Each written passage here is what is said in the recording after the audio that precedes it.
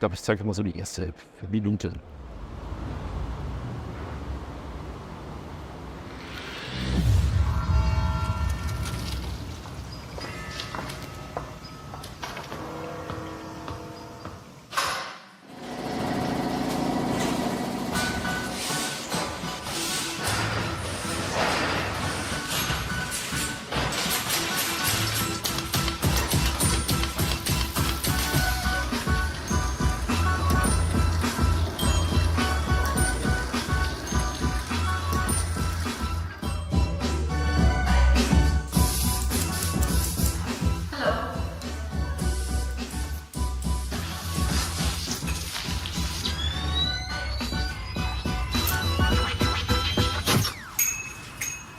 Gut, so vom Prinzip. Ich glaube, ein paar Szenen funktionieren besser, ein paar funktionieren, wo man vielleicht sich nicht so ganz sicher ist das jetzt 3D-Sound oder nicht.